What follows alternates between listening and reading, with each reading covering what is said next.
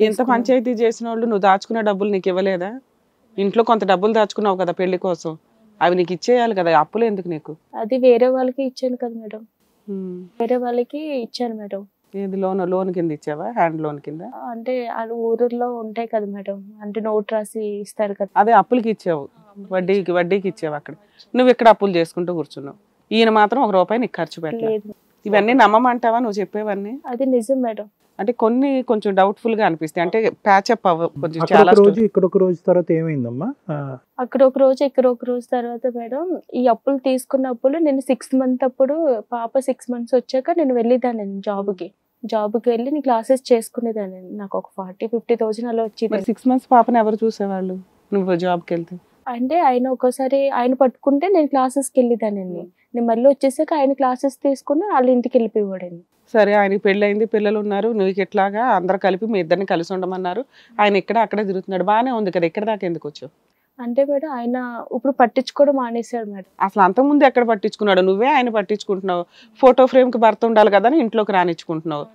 ఇంతవరకే జరుగుతుంది కదా, మళ్ళీ ఇందులో కష్టం ఏమొచ్చు? ఇప్పుడు అతను రావట్లేదు మేడం, నేను జాబ్కి కూడా వెళ్ళట్లేదండి, సరిగ్గా వెళ్ళట్లేదు. ఎప్పటి నుంచి జరిగింది ఇప్పుడు ఫైనల్ గా మీరిద్దరు తెగిపోయి? అంత ముందు ఒక 1 month అలానే చేశారు మేడం. పాప బర్త్డేకి కూడా ఆయన వచ్చాడు మేడం, ఖర్చు అంతా నేనే పెట్టుకున్నాను. అయిపోతుంది 13 months మేడం. 1 month కూడా రాలేదు మేడం. పాప బర్త్డేకి వచ్చాడండి. వచ్చి మా ఇంట్లో వాళ్ళు మాట్లాడి మళ్ళీ అతనంతటా అతనే వచ్చాడండి ఇంటికి. వచ్చి మళ్ళీ డే బై డే అక్కడ అలాగా కంటిన్యూ చేశాను మేడం. అప్పులు కట్ట ఏం కట్టుబడి కాదు మేడం, నా క్లాసెస్ లేవు, నేను ఎలా కట్టాలి అలా అనివాడు మేడం. అంటే ఆ అప్పులు తీసుకుని కూడా మేడం వాళ్ళ పిల్లలకి వాళ్ళకి పెట్టుకున్నాడు మేడం. వాళ్ళు పెట్టుకున్నారు మేడం. వాళ్ళు పెట్టుకున్న వల్ల నా వల్ల కాదు, నేను ఇప్పుడు వరకు కట్టుకున్నా 1 year అవుతుంది, నేను కట్టుకున్నా, నేను ఇంకా నా వల్ల కాదు, నువ్వు కట్టుకోవాలని కూడా. మీరిద్దరు విడిపోయి ఎంతకాలం అవుతుంది ఇప్పుడు? సెపరేట్ పట్టించుకోకుండా నిన్ను మొత్తం వదిలేసి ఎంతకాలం అవుతుంది? మొన్న రీసెంట్ గానే అయింది మేడం. ఎలక్షన్స్ కి నేను మా ఊరే ట్రైన్ ఎక్కిచ్చాను మేడం. ట్రైన్ ఎక్కిచ్చాక అంత ముందు నుంచి కూడా elections 10 days back. 10 days back. 10 days కి నువ్వు ఎందుకు టీవీ షోలకి, నువ్వు నిరాహార దీక్షలకి ఇంత దూరం? అసలు పట్టించుకోవట్లేదు కదా మేడం, అక్కడ రెంట్లు కట్ట ఏం కట్టలేదు మేడం అసలు ఏమీ. ఇంకా నేనేం జాబ్కి వెళ్ళి 10 days లో మీరు ఏమేం చేశారు? నేను వాళ్ళ ఇంటికి వెళ్ళి గొడవ పెట్టానండి. గొడవ పెట్టి న్యూసెన్స్ చేసావు? అవును మేడం. ఎందుకు? ఎందుకంటే రావట్లేదు మేడం, అక్కడ ఉండిపోతున్నాడు మేడం. అంతకు ముందు కూడా రాలేదు కదా. మా ఇంట్లో వాళ్ళు నువ్వు కంగారు పడుకు, డిసిషన్ తీసుకోకు, నేను మాట్లాడతావని వాళ్ళు మాట్లాడారు. అలాగే ఇప్పుడు కూడా భార్యాభర్తలు అన్నాక గొడవలు జరుగుతూ ఉంటాయి.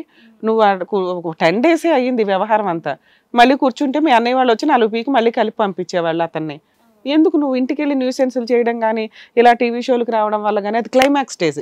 ఎక్కడ ఏమి జరగకపోతుంటే పోలీస్ స్టేషన్లు కానీ ఇలా కానీ లీగాలిటీ కానీ ఏదైనా వాడుకోవాలి. 10 days కి మీరు ఇంత హడావుడిగా పట్టించుకోవట్లేదు కదా మేడం. నేను పిల్లతో నాకు ఆస్తి కావాలి అంటే చాలా మనసు వెయిట్ చేయాలి. వెయిట్ చేసిన తర్వాత నువ్వు వెళ్ళి న్యూసెన్స్ చేయడం వల్ల శాంతం రాడు కదా. అంటే నా హెల్త్ బాగాలేదు కదా మేడం, మా అన్నయ్య వాళ్ళు ఎక్కడో ఉంటారు మేడం, నేను పాప ఉండాలి. ముందు కూడా అసలు పట్టించుకోవట్లేదు, ఇంటికి రాడు, కొన్ని నెలలు రాలేదు, బర్త్డేకి మాత్రం వచ్చాడు అన్నావు కదా. మరి ఇప్పుడు 10 రోజులకే ఎందుకు ఇక్కడ వరకు వచ్చాడు? ఎందుకంటే నేను ఇంట్లో చెప్పినాక నాకు ఒక ధైర్యం వచ్చింది. ఇంట్లో వాళ్ళందరూ ఇప్పుడు అక్కడ చెప్పారు ఎలక్షన్స్ కానీ ఓట్ వేయడానికి అని చెప్పేసి వెళ్తే అక్కడ వాళ్ళు చెప్పిన దాన్ని బట్టి నువ్వు ఇక్కడికి వచ్చావు అంతే. సైలెంట్ గా ఉండకూడదు, నువ్వు అటాక్ చేయాలి అని చెప్పారు. అది ఎందుకంటే ఇంకా పాప ఉంది, నాకు ఒకటి ఆస్తమా ఒకటి ఉంది మేడం. నైట్ టైం ఎలా ఉంటుందో తెలీదు. అప్పుడు డే బై డే అక్కడ ఫోన్ చేసేటప్పుడు నాకు ఇట్లా ఉంది మీరు రండి అంటే ఆవిడేం పంపించేది కాదు. ఇక్కడ ఏమైనా ప్రాబ్లం ఉంటే ఈయన పరిగెట్టుకుని వెళ్ళిపోయేవాడు మేడం. అంతా మీ మడదలో మీ పిల్లలు ఉన్నప్పుడు నన్ను ఎందుకు పెళ్లి చేసుకోవాలి అని ఇంకా గొడవలు జరుగుతూనే ఉంటాయి మేడం. నిరాహార దీక్ష ఎప్పటి నుంచి ఎప్పటి వరకు చేసావు? ఎక్కడ చేసావమ్మా? లేదు మరి దిల్సుఖ్ నగర్లోనే అక్కడ మామూలుగా రోడ్డు మీద కూర్చున్నాడండి పాపను తీసుకుని. మీడియా వచ్చారమ్మా, ఛానల్స్ అవి వచ్చినాయా? వచ్చే సార్, అక్కడ పోలీస్ స్టేషన్ కి వచ్చాయండి. ఎంతసేపు ఉన్నారు? ఎన్ని రోజులు ఉన్నారు అక్కడ? ఒక 1/2 hour అంతే. 1/2 hour లో ఛానల్స్ కి ఇన్ఫార్మ్ చేసేసావు. వాళ్ళు ఎవరు మీరు ఎక్కడ ఉన్నారో వాళ్ళకి తెలియాలి కదా. వేరే సార్ ద్వారా చెప్పారు, వాళ్ళని అన్పాపులర్ చేయడానికి మీరు చేయాల్సిన పని పబ్లిసిటీగా చేశారు. పోలీస్ స్టేషన్ లో కేసు వేశారు. వాళ్ళు కంప్లీట్ తీసుకోలేదండి. కంప్లీట్ తీసుకున్నారు కానీ ఎర్రగడ్డలు ఇచ్చుకొని కేసు చేస్తారు. అవును, ఇల్లు ఎక్కడ నువ్వు ఎక్కడ కంఫర్ట్ అక్కడ వేసుకోమని ఉంటారు. ఓకే, మరి అక్కడ వేసారా కేసు? నేను వేయలేదండి. మా ఇంట్లో వాళ్ళు అన్నారు అక్కడికట్ట వద్దు, నువ్వు ఇక్కడ వెళ్తే ఏదో సొల్యూషన్ వస్తుంది అని చెప్పారండి. చేయవలసింది అన్ని చేసావు. ఎన్ని ఛానల్స్ లో వచ్చిందమ్మా ఈ న్యూస్?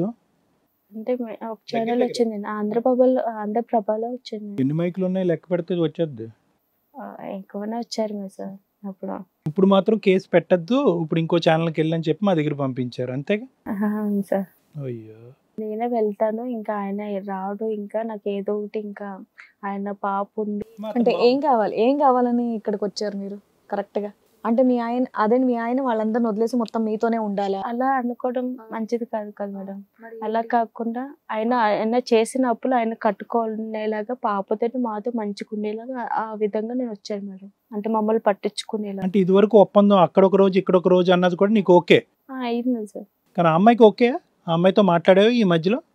అమ్మాయితో నేను మాట్లాడలేదు సార్. మాట్లాడలేదు అంటే వాళ్ళు ఇంకా అమ్మాయిని మాట్లాడిచ్చారు, ఇంకా కన్విన్స్ చేశారు అనుకుంటాను. ఈ అక్కడొక రోజు ఇక్కడొక రోజు అనే జరుగుతున్నప్పుడు 10 రోజులు ఎలక్షన్స్ కి ముందు మీరిద్దరు మాట్లాడుకునేవారమ్మా? ఆ అమ్మాయి నువ్వు? లేదు, మీకు కాంటాక్ట్ ఉండదు? నీకు శత్రువులాగా ఇద్దరు ఉండేవాళ్ళం అండి. 4 పిల్లలతో ఆ అమ్మాయి ఉండేదా? 4 పిల్లలు కాదు, 2 పిల్లలని, 2 దత్తతకి ఇచ్చేసారు. ఓకే. ఇది కాకుండా నమ్మ అసలు ఈ వ్యక్తి యొక్క క్యారెక్టర్ ఏంటి? నీ భర్త యొక్క క్యారెక్టర్ ఇలా 3 పెళ్లిళ్ళు చేసుకోవటం అనేది కాకుండా? కాదండి, అంటే ఈమె దగ్గర డబ్బులు తీసుకున్నాను, ఇంకా అన్ని డబ్బులు తీసుకున్నా. ఈమెతో నాకు అవసరం లేదు. ఇంకా అలా కదా. నేను జనరల్ గా క్యారెక్టర్ అడుగుతున్నానమ్మా. జనరల్ గా క్యారెక్టర్, ఈ వ్యక్తి యొక్క క్యారెక్టర్ ఏంటి? ఆడవాళ్ళని ఇలా చేసుకోవటం ఉంచుకోవటం అనేది ఉన్నదా? ఆడవాళ్ళ పిచ్చి ఉందా? లేదంటే బద్దకస్తుడా? డబ్బులు సంపాదించడా? ఏంటి అతని క్యారెక్టర్ ఏంటి? నిన్ను చేసుకోవటానికి ఓన్లీ డబ్బులు ఒకటే కారణమా? డబ్బులు కాదు సార్, అంటే ఒకటే జాబ్ వల్ల నాకు సపోర్ట్ చేస్తుంది అమ్మాయి అనుకుని అలా చేశారు సార్. మరి ఇప్పటికీ సపోర్ట్ చేస్తావు కదా. నీ టాలెంట్ ఎక్కువ ఉంది, అతని టాలెంట్ తక్కువ ఉందని మొదటి నుంచి చెప్తున్నావు కదా. మరి ఇప్పుడు ఎందుకు అది కాదనుకుంటున్నాడు ఇతను? అతనే వద్దు, ఇప్పుడు నాకు వద్దు, నాకు మీడియా ముందుకు వెళ్ళింది, అలా వెళ్ళింది, పోలీస్ స్టేషన్ చుట్టూ తిరిగింది అనుకుని అతను నాకు వద్దు అంటున్నాడు. అదే కదా నా బాధ. నువ్వు కాపురం నిలబెట్టుకోవాలనుకుంటే అక్కడికి ఎందుకు వెళ్ళావే తల్లి? కనీసం పెద్ద మనుషుల పంచాయతీయో వరస్ట్ కండిషన్ లో పోలీస్ స్టేషన్ అప్రోచ్ అవ్వాలి. ఇక్కడికి వచ్చేసావు ఏంటి అంటే న్యాయం కోసం వచ్చానండి అంటున్నావు. ఎలక్షన్స్ కి దీనికి ఎంత గ్యాప్ ఉంది? అందులో మీరు అప్పుడే అక్కడ ప్రెస్ అంత ముందు కూడా పెద్దోళ్ళు వచ్చారు మేడం. వచ్చినా కూడా ఈయన ఫోన్ స్విచ్ ఆఫ్ పెట్టేసుకోవడం, మాకు కుదరలేదు, మేము తర్వాత వస్తామని కూడా చెప్పాడండి అప్పట్లో కూడా. అమ్మ అప్పటి వరకు ఒక పాయింటే, అప్పటి వరకు ఏంటంటే ఎవరికి కూడా ఒక చీమకు కూడా తెలియనటువంటి అంశాలను మీరు దాచిపెట్టారు. ఒక్క దెబ్బకి 10-15 రోజుల పాటు అతను నీకు గ్యాప్ వచ్చేటప్పటికి నువ్వు డైరెక్ట్ గా పోలీస్ స్టేషన్ అక్కడికి వెళ్ళి 1 గంట పాటు నిరాహార దీక్ష పోలీస్ స్టేషన్ కి వెళ్ళటం. అంత ముందు కూడా వెళ్ళండి సార్, అంత ముందు కూడా వెళ్ళి ఇలా చేస్తున్నాడండి. పోలీస్ స్టేషన్ కి వెళ్ళండి. ఎన్నిసార్లు వెళ్ళావు? ఒక 3 times వెళ్ళానండి. ఎరగట్టు. అప్పుడు మీడియా రాలేదా? లేదు సార్. ఈసారి మీడియాని పిలిచావు? నేను పిలిచాను సార్. మరి కేసు ఎందుకు పెట్టలేదు? 2 సార్లు వెళ్ళింది అని. పాప ఉంది కదమ్మా, నువ్వే కొంచెం అర్థం చేసుకో అలాగా చెప్పారండి. అతన్ని కూడా పిలిచి కౌన్సిలింగ్ చేస్తారు కదా. ఆయన కూడా పిలిచారని చెప్పారండి, చెప్పినా కూడా ఇంకా అంతే అండి. ఇది కదా కథ జీవితం ప్రోగ్రామ్ని అందరికంటే ముందుగా చూడాలి అనుకుంటే ఇప్పుడే డౌన్లోడ్ చేసుకోండి హిట్ టీవీ యాప్, అది కూడా ఫ్రీగా. అంతేకాదు ఇందులో short news, live news, entertainment, movies కూడా ఫ్రీగా చూడొచ్చు. హిట్ టీవీ యాప్, ఇందులో short news, live news, entertainment shows, movies, digital magazines తో పాటు మీ జిల్లా వార్తలను కూడా ఫ్రీగా చూడొచ్చు. అంతేకాదు కేజీ నుంచి పీజీ వరకు విద్యార్థులకు స్కాలర్షిప్ కూడా అందిస్తున్నాం. ప్రతి వారం 10 మందికి లక్కీ డ్రా ద్వారా ఒక్కొక్కరికి 10,000 రూపాయలు అందిస్తున్నాం. ఇంకెందుకు ఆలస్యం? వెంటనే హిట్ టీవీ యాప్ ని డౌన్లోడ్ చేసుకుని ఫ్రీగా ఎంటర్టైన్మెంట్ పొందండి. Hit TV app. Hit TV app.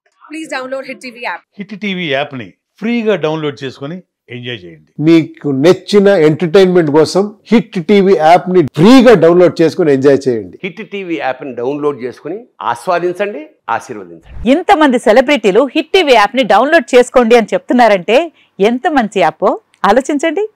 America America America అమెరికాలో చదవాలనుకునే వాళ్ళకి విశ్వసనీయమైన పేరు మన శౌర్య కన్సల్టెన్సీ. UK లో 1 year masters, UK లో 1 year masters, 2 years work permit up to 5 years visa. Contact Saurya Consultancy. Contact 89851 89851.